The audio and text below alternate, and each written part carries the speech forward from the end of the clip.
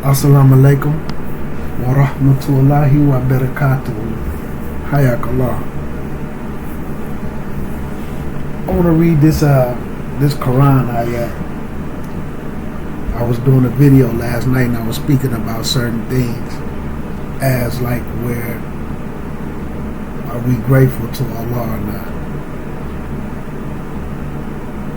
One thing I want to kind of separate the ways of the Muslim from the non-Muslim in a different type of way, in a good way. So let's do it like this, because this is something that needs to be understood. Education in Islam is a major thing, man. See, a person in a kindergarten can't understand the person in college, the educational level. Now, the person in college can understand the person in the kindergarten, and they may be able to speak to that person to get them to understand certain things, but education-wise, the kindergarten hasn't even made it to third grade. So what I'm saying that is, with the Quran, I ask me, are those that know the same as the ones that don't know? The ones who know are like the living, and the ones who don't know are like the dead. So sometimes, man, it's the lack of education, man. And I'm not saying this to downplay, but sometimes a lot of the issues boil down to understanding in a deen worldwide, right? So let's put it this way. Even if you haven't been to school, the person who sits down and read one book of hadith, and then the person who never read that book of hadith, when it comes to those hadiths that's in that book, are they the same? So they might have a conversation. This book of hadith may have covered the subject matter that they're having a conversation about. The person who hasn't read it or don't know nothing about them hadiths, how can they intelligently have a conversation about those hadiths? They can't. They may be able to sound good. They're going to speak from their own intellect. The person who has read the Quran in Arabic and English, are they the same as the person who never read it? You see what I'm saying? And we talking about the exact same Quran, the exact same translation. The one who hasn't read it and don't know what's in it, how can they have an intellectual conversation about the subject matters that the Quran is covering? Now, you take the person who they both read the Quran, but one person has read a set of tafsirs explaining the Quran ayats better. Are they going to have the exact same understanding? And then the one who read the tafsir can look at the Arabic and look at the Arabic clearly and get what English can't put in there. Are they going to have the same? Are they going to be able to have the exact same conversation? One person is going to have to speak from what they think that Quran means. Not saying you can't apply it how you need to, but you can't take away from the intended meaning of it and totally change it into something else. Prime example. There was older translations of the Quran back in the day, And he used to have a word that Allah created herbage, basically referring to herbs, right? Now, some Muslims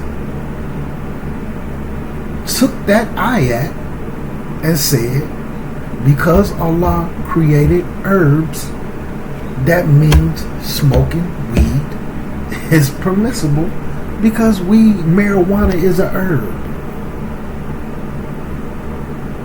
Now, had they read the tafsirs or looked at the Arabic, they would have had a different understanding. See, sometimes you can look at the Quran and justify your wrongdoing with ayats. So the point I'm getting at is, because individuals not taking these steps to educate themselves on a small level, they trying to have conversations based off of their own intellect, which actually goes against the Quran and Sunnah. They can't really understand when you're trying to give them the Quran and Sunnah because they haven't delved into it, even just sitting down reading it to understand what's in it. And the disconnect between the educated and the non-educated is too wide. It's too wide. So let's say you take America. Let's say in America, we're gonna say on a small scale, we're gonna say, just for the sake of numbers, we're gonna say in America there's 5 million Muslims. 5 million Muslims. How many scholars is it? Is there a million? You see what I'm saying? Is there a million? How many students of knowledge who sat overseas with scholars for years, even if it's just in one particular subject, to where they got ijazah in that subject? How many students, real students of knowledge, is there who came and graduated from universities? With 5 million Muslims, if you tie them in, do we even have 1 million scholars and 1 million official students of knowledge? Is it even at least 1 million? So what you're looking at is there's more people that's uneducated and doing things the way that they feel like they should do it, not tying in if Shaitan is playing into their way of thinking or not. So you have more people that don't know than people that do know. But then when the people that do know is trying to give them the jewels, they don't take them. They might listen to them. They might pick up something to go repeat to somebody else. This is a problem, man. This is a problem. Education system. And that's why I say to anybody, take those steps. Take those steps. Sit down and read. You know what? Like if you don't work, if you're not doing nothing, sit down and say a nice size surah. Not the longest one, but a nice size surah. Somewhere like maybe 30 ayats. They got PDFs of tafsir, Ibn Kathir and stuff on the internet. You can get on your phone if you don't have a set, or if you know somebody with a set of tafsirs. Sit down and read the English. Read the whole surah in English.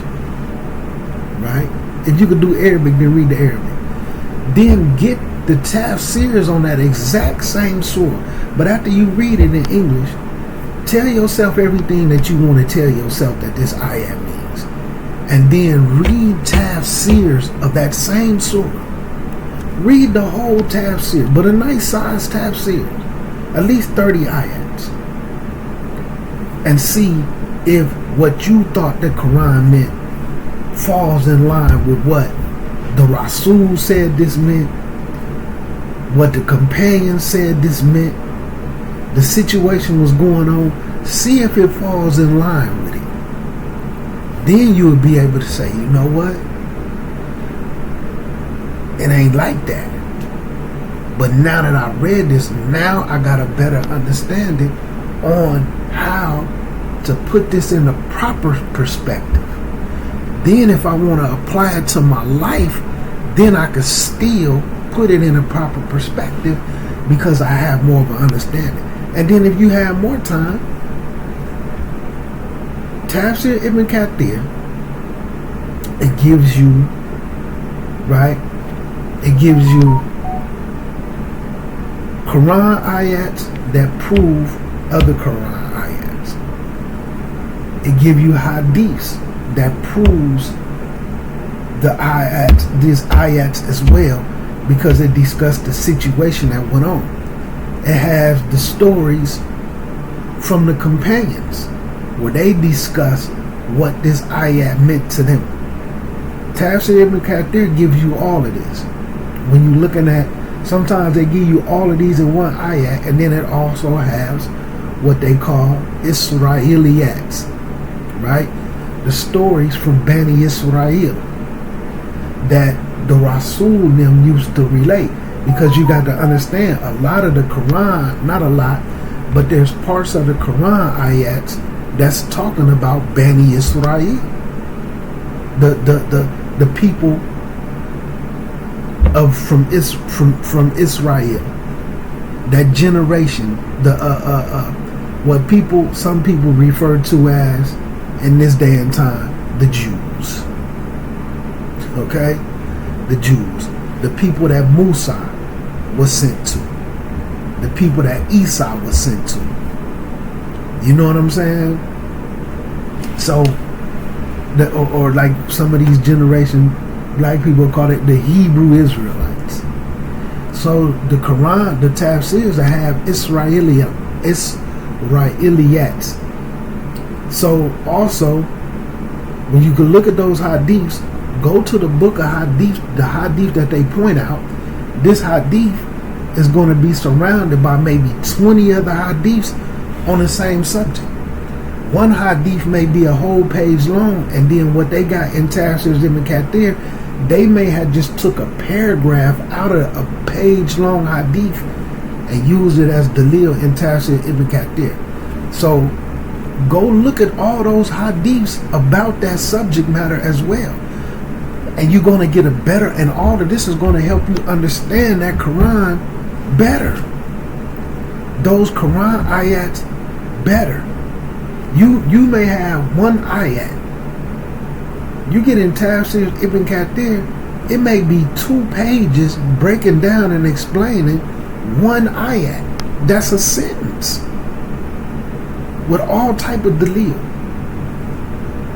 Once people start doing this on a consistent basis, their understanding is going to change, because they speaking from which they know not, off of,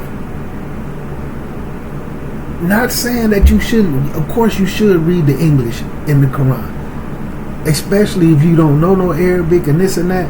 You need to read it. You need to get something out of it. But you also need to grow. Read those hadiths. Read those tafsirs. Then you can have a different understanding, because some people they just not there.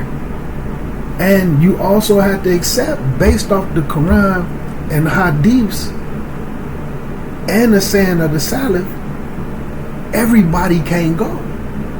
Everybody is not going to get there. You understand? Because one thing about it, and this don't even have to involve in Islam. Just because what they saying makes sense to them doesn't mean it's correct. This is just their perception of reality. And they want to project it into you, but you know it's wrong. You have to figure out how to educate yourself in this deen.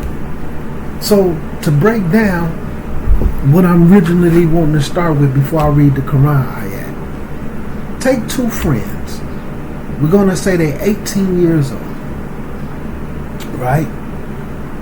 Both of them drink. Both of them smoke. So this can apply to male and female. We're not even going to put a gender on it. They both drink. They both smoke. They both run the streets. And they both do a whole lot of fornicating. Anybody willing to have sex with them or anybody they like, they having sex. Random sex from the club, the parties. And they really ain't got nothing going on with themselves. But this is the way. This is what everybody's doing. So they 18. Now they 21. Right? Both of them have stopped drinking. Both of them have stopped smoking. Right? Both of them, they fornicating a little bit, but they're looking to settle down and start a family and get married. Now they're not Muslim. These individuals are becoming better people. They becoming better people. Now we're going to say they 21. One of them decides to accept Islam. Right? They've accepted Islam. They've been taught how to make salah. They've been taught how to fast. Or I'm going to say been told. Because unfortunately, some people break their fast at the wrong time. There's some misconceptions out there. Some people make salah with some misconceptions. This is just a reality. So we're going to say, for the sake of this, they've been told how to make salah. If they go to the to the hadiths and look at every single action that I do in prayer, can I find an authentic hadith for it? Then they're going to be sound and have yaqeen on, okay, what I'm doing, there's an authentic hadith for what I'm doing right here. There's no dalil for this part. That's when you've really done learned. When you can go look at the dalil that's authentic. But the other person may have got in church. So one, praying the best of their ability, fasting the best of their ability. This other person is also praying, but he has a Bible, he has a Quran, but neither one of them really read it. They may touch it from time to time. This person touched their Bible from time to time. This person touched their Quran from time to time. This one goes to Jumu'ah on Friday. This one goes to church on Sunday. Right? Now, they've stopped fornicating. Both of them done stopped drinking. Both of them done stopped smoking. Both of them done stopped running the streets. Both of them done stopped fornicating. What you're seeing is the progression of somebody becoming a better person.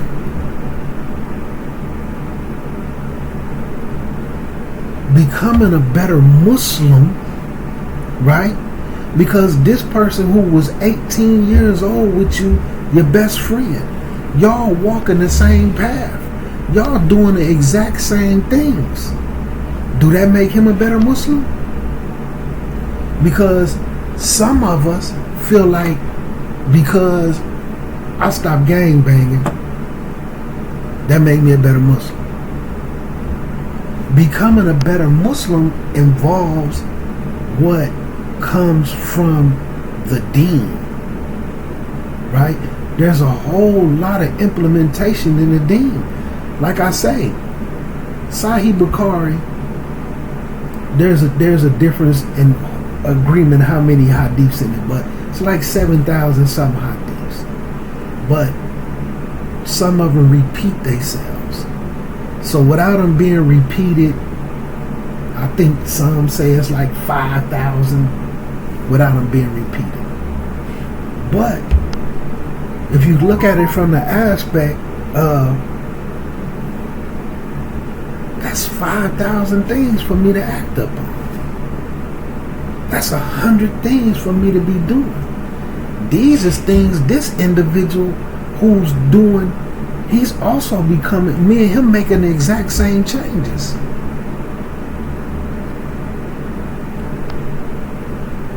He's not necessarily doing it because Christianity tells him to do it. He may tell himself, I'm becoming a better Christian. But like I say, started off, take both of their religions away and they making the exact same changes. They're just naturally growing up and becoming a better person. Becoming a better Muslim involves having a certain level of education to implement a whole lot of things properly to where you becoming a better Muslim, not just a better person that's Muslim. Because we love to put ourselves on a particular type of pedestal and say, I don't do this and I don't do that no more. Alhamdulillah, you're a better person. Because you can see some people that may be a good person, but Islamically, they're a bad person. They're a bad Muslim. They're a bad Muslim. Case in point, let's say a lot of people know King Von Muslim. He died Muslim, right? But he was a Muslim for a long time. A lot of these rappers, your Little Durks, your Kevin Gates, people may consider them to be good people because they may be nice to people. They may stop drinking. You know, you have your Kevin Gates, he say he don't drink lean, he don't do this stuff no more. He might look at that as a good person, but as a Muslim, that brother not no good Muslim, man.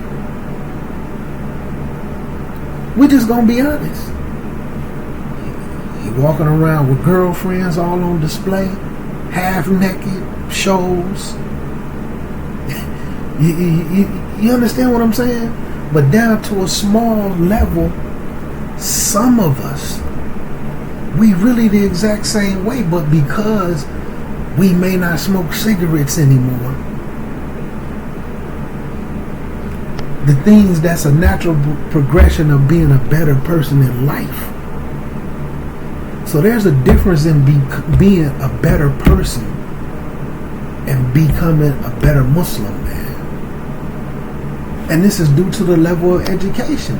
But if a person isn't going to educate themselves, man, and start to really read those tafsirs and read those hadiths, then you possibly, man, gonna end up on conjecture. And me being Muslim for a long time, it's times that I miss. I remember it was a time, man, when they had so many groups, starting from MySpace, even on Facebook. And man, we used to get in there and have Dalil battles. I loved it. Whether and it would be the Salafis that don't like nobody except for their group. The Salafis who accept everybody that's up on Salafiyah. The Asheris, the Hanafis, the Malikis, although these is just, madhab groups. But man, we used to really be up in there in these groups going at it about Islamic issues with Dalil. This was steel sharpening steel. separating, man. That's bid'ah, that's this, every day of the week. It's not like that no more. It's not like that no more. I remember everybody, seeing some of the guys, man, be in Philly. They'd be at a house having a cook bar. I mean, not a cook bar, stop a lot. They having a cookout. They sitting down having Islamic trivia. Everybody cooking, they cooking all the food right there. All brothers. Sometimes some sisters will be there. And they sit back and just, while they eating, playing Islamic trivia. It ain't like that. Somebody come say something, man, we're the Dalil for that. What scholars preceded you in the understanding that you just came with? Oh, well, the Quran, man, this Quran ayat mean this, and this. What scholars say that? What people from the present or the past? Who preceded you in these statements? It don't happen no more. It don't happen no more. Right now, people say anything that they want to say when they haven't even looked at those Quran ayats and in Arabic. They haven't even went to go check that towards a scholar's statement. They haven't went and looked at any tafsirs or anything before they start to say this is what this means. And unfortunately, and I'm not going to say this for everybody where everybody is at, some people be breaking things down from what they learned in Christianity. The Quran ayat may have clarified the story that the Christians and the Jews put out. So the Quran ayat may give a different dalil and a proof towards these different people. Moses, for instance, certain things that the Christians say about Ibrahim, Prophet Abraham, and his journey, and he had kids out of wedlock. You might get to talking about something, and somebody might use Ibrahim as an example, but they telling an old Christian twisted up point of view of it, as opposed to what Islam says about that. And see, they got a term for that in Arabic, man. It's called a zindiq. You Muslim with a Christian point of view. You using Christian dalil. And when I say that, because we know that Allah did send them a message, but Allah makes clear for us in the Quran what He sent about those people, not the stories that they twisted up and told. You can't bring no Christian dalil form of how things went from a Christian understanding, because you understand the stories about those people, those names in Christianity better than you do in Islam. So now you want to come with a Christian point of view to make an Islamic statement, and it don't work that way. And it's due because we won't educate ourselves, man. We won't get in no classrooms. We won't sit down and read no books. You know what I'm saying? So a brother said to me, because let me put it this way, I won't speak on myself. Well, I'm going to. But if you got 5 honor students, right? And then you got 10, 15 gang members, people in the streets, and this and that, and they Muslim.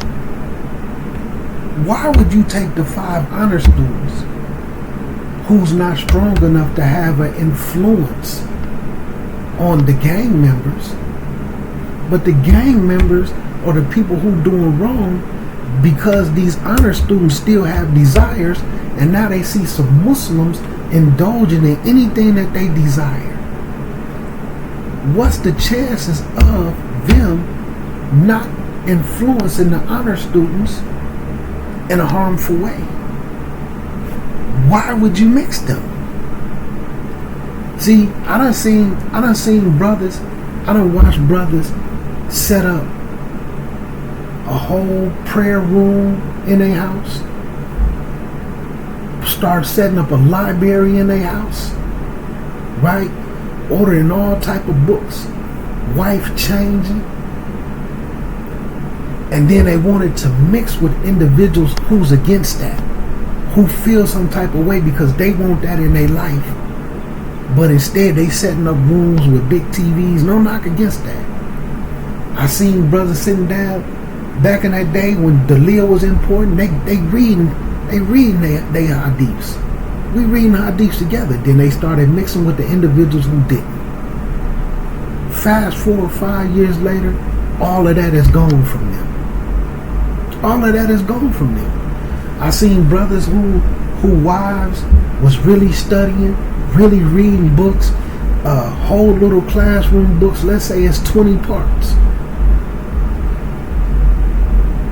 This wife and then the other brother wife got the books on the exact same day.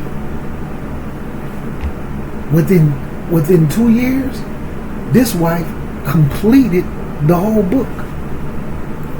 This wife ain't did nothing but opened it. But this individual kept mixing with them and they changed them. They didn't make those people better. They was up against the evil eye. When you're around people, man, that's jealous of you and they have that evil eye and they look at you a certain type of way, you got to be up against that. If you don't know how to protect yourself from the evil eye, you're going to fall victim to it. If you don't know how to protect yourself from the shaitan, you're going to fall victim to it. You got to know how shaitan is attacking you first to know how to properly defend yourself from all of these directions. But some people feel like that's wrong, man. I'm not finna let y'all corrupt these people, man. I done seen too many people get corrupted. You understand what I'm saying? I done seen too many people get corrupted, man. Now, if they're going to start to make the decision, I'm going to tell them flat out. And man, these people going to change to Islam, man. Education is not at the forefront. Just like, we could sit down and be having classes. Alhamdulillah, man, people, oh man, alhamdulillah, man, I'm excited. I feel like I'm learning. Then the education process stops. But they still trying to speak from a point of not having the proper knowledge, man. We have to educate ourselves for real, man. We can't fathom. We just keeping it down to a basic term. The person who reads the Quran in English and understands no Arabic, even if they have an extremely good translation in English, is their understanding going to be the same as the person who can read the Arabic and also read at least one set of tafsirs on those ayats? It's not even going to compare. And until you start to read tafsirs for yourself, you won't understand what I'm saying. You're not going to understand what I'm saying. Then the one who does say, okay, alhamdulillah, and start to read tafsirs, but then the person who read tafsirs also goes and read the hadiths on all this subject matter. Is their understanding going to be the same? No, the one who read the hadiths understanding is going to be stronger. As long as they're not corrupted and twisting the point of view to fit what they're trying to do.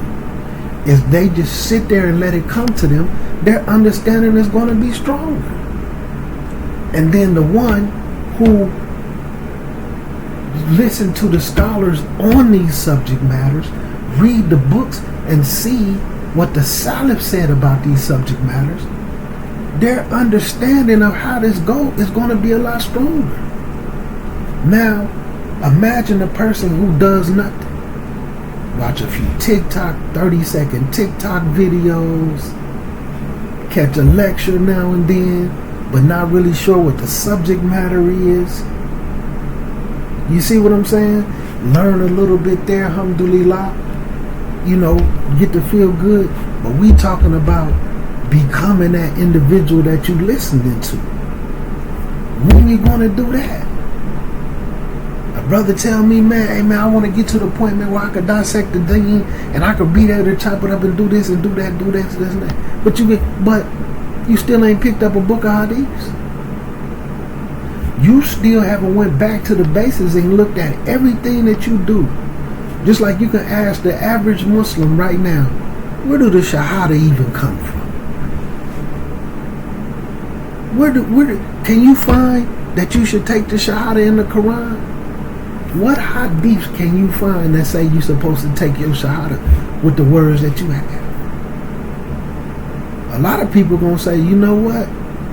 I was just told you were supposed to take your Shahada. You know what I'm saying? Can you go find that with the Leo? And if you do go find it with the Leo, then along with that Dalil, you can find, you'll be able to see that your Shahada can be invalidated. It has to be certain understandings in play and this and that. You can ask the average Muslim like that. You understand?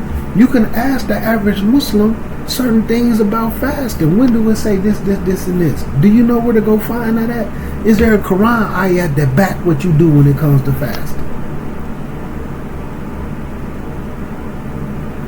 This is the difference in education. This is the difference in understanding. And we need that, man. Let me read this Quran ayat, man. I gotta get ready, man, to make dua, man. And go to work, man. It's a down for the go out. But anyway, let me read this Quran ayat, what Allah says. So we gonna start in Surah 39, ayah number 7, right? It says, and this is beautiful. If you disbelieve, so this is, you could be a Muslim and fall into kufr, right? So apply this, take this in as a Muslim. If you disbelieve, then know that Allah is truly not in need of you, nor does Allah approve disbelief. So Allah can say, don't do this, and then you could say, well, I'm going to do it because I feel like it's going to make the community better. Allah don't approve of disbelief. No matter how much sugar you try to put on it and make it acceptable. See, one thing, man, about the Muslim man we have to understand is this. If a person slap you once and say, my bad, that was an accident. Then they slap you twice and say, oh man, I'm sorry, that was an accident. Some of you feel like being a good Muslim means you have to keep letting these people slap you on accident. I'm trying to figure out what Allah want me to do about them keep smacking me. There's hadiths that say, listen, the believer doesn't fall in the same hole twice. The believer doesn't get stung by the same thing twice. It means you learn from what went on and then you elevate. If you keep falling for the exact same thing from the exact same people, just know authentic hadiths and Quran ayahs let you know the believer doesn't do that. A Muslim might do it. There's a difference between a Muslim and a mu'min. We have to understand those things because a lot of the times we look at the behavior of somebody that's not a mu'min and say, this is what's supposed to be there for the believers.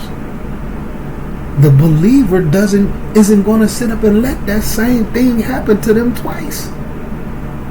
Not like that.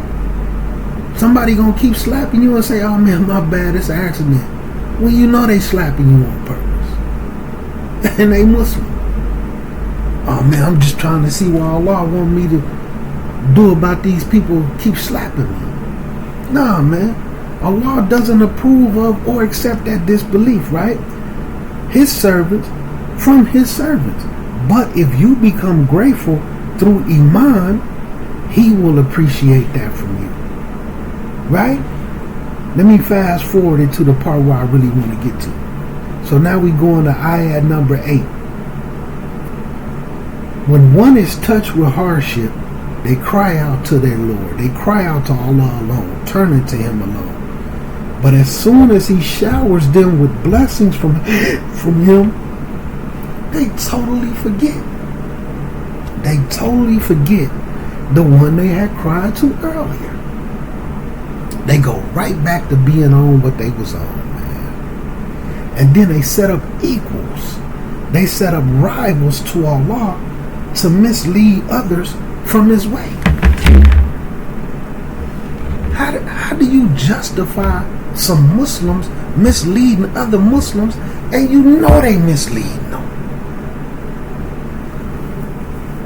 What believer does that?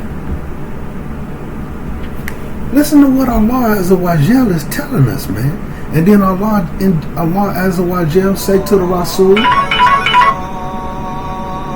right? Say, O Prophet, O Muhammad sallallahu alaihi wasallam, tell them, enjoy your disbelief for a little while. Take pleasure in your disbelief for a while. For certainly you will be one of the inmates of the fire. You're going to be one of the dwellers of the fire. Do we not listen to what Allah tells us? But see, this is where individuals need to get into their tafsirs. This is where individuals need to get into the hadiths about the situations that was going on, so that we can properly understand this and apply it, instead of just telling ourselves, oh, this talking about the kuffar. This don't really apply to me. This just, oh, well, what I take from this is this. Right? Then it goes on to further and say, is the one who is obedient to Allah, are they better? The ones who are obedient to Allah, are they better? The ones who are obedient to Allah, prostrating themselves, standing in prayer during the hours of the night, fearing the hereafter and hoping for the mercy of his Lord. One moment, man. Stop for the law. I see. Okay. I see, right? So, are they better? Coming from the eye, let me so that it make more sense, right? Take pleasure in your disbelief for a while. Surely you are one of the dwellers. You will be one of the inmates of the fire. Are they better? Or those? Are they better than the ones who worship their Lord devoutly in the hours of the night, prostrating and standing, fearing the hereafter and hoping for the mercy of their Lord? Right? Say, O Prophet, are those who know equal to those who do not know? They not the same. They not equal. But the ones who are on the wrong side of things think they know better than the ones that's actually up on the actual actions. You see what I'm saying? None will be mindful of this except for people with reason, people with logical thinkers, man, except for people with the proper intellect, Islamic intellect. You can be dunya smart, but Islamically done. You could be a doctor and have all the science on how to do surgeries and everything, but when it comes to Islam, you don't even know the basis of Tawheed. Because you could be a kafir. You can have education in the dunya, but Islamically, that don't make you smart. Because the intellect is really with Allah and His Messenger. Well, what Islam tell us to do, a lot of this other stuff is just traps and lures for the shaitan, so that the shaitan can get you in the hellfire. You see what I'm saying? A lot of the Muslims, man, want to imitate these Muslims that they see on TV and videos, or these Muslims that they know that's in the street, because they want the material that they have. So it become their role model. It don't have nothing to do with their Islam. It has something to do with the material that they're chasing, man. And it's just a Muslim that's attached to the goal that they want for themselves. It don't work that way. It don't work that way. What's wrong with trying to be like Abu Bakr? See, that'll make you a misfit in this society, man. But like you say, man, are those who know and those who don't know the same. Educate yourself, man.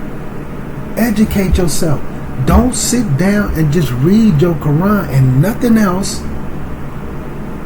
for the next 15, 20 years. Yes, read your Quran. Read it all the time. I'm trying to get myself to the point where I'm reading the Quran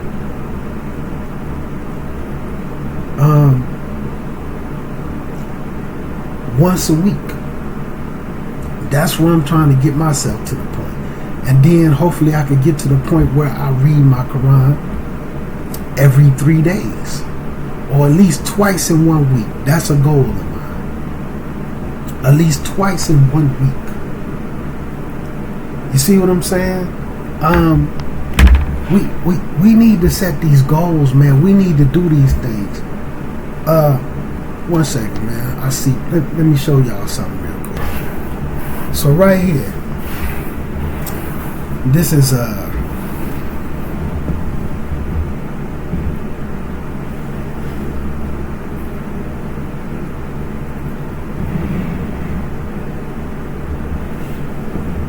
me see right here.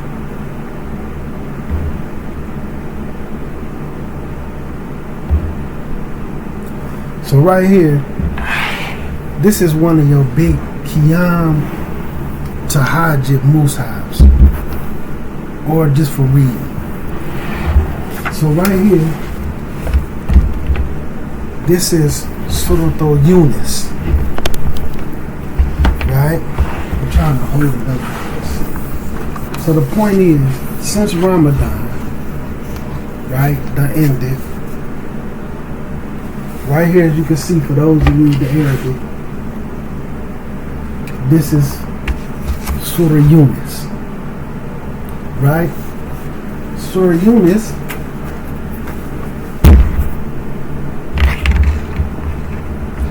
is like the 10th. Let me make sure, because I want to be accurate.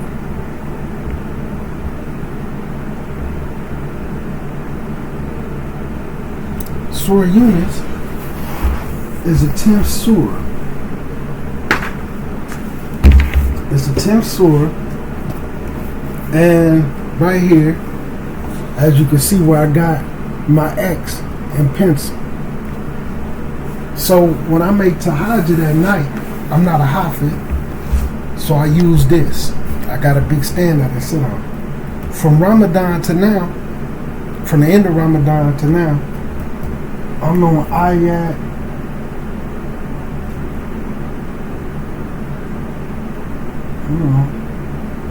I'm on ayat number 70, right? In Surah Yunus. No, my bad. Stop flying tweaking. Sometimes I be getting my Arabic numbers. My numbers is kind of bad. I'm on ayat number 30. My apologies. But anyway, this is at night. This is how far I'm getting in reading my ayats.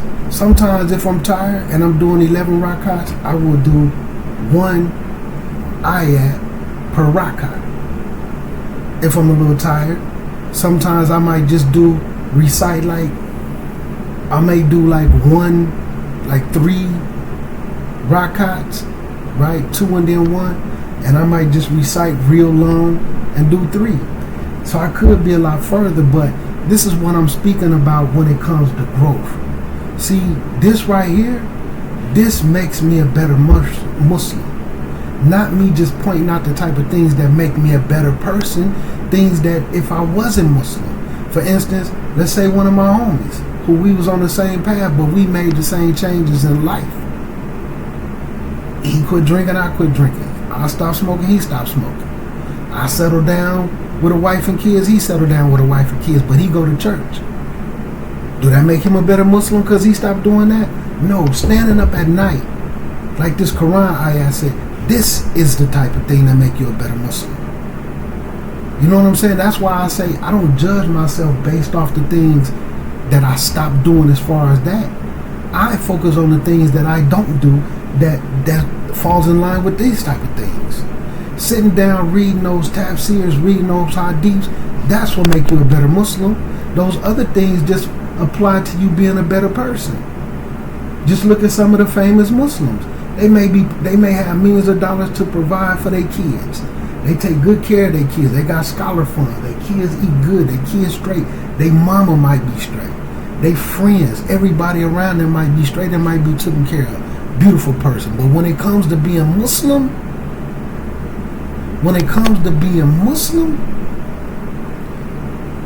we just gonna be honest.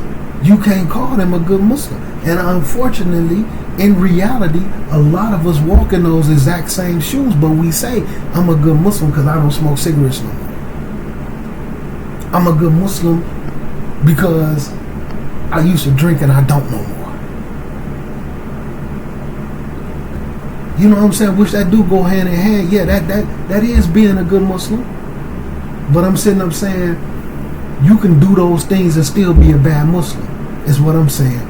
This is the type of stuff. What separate all that other type of stuff that Allah tells us to do in the Quran, that's what make you a good Muslim. I'm not saying that I'm a good Muslim, but I'm striving to do these type of things.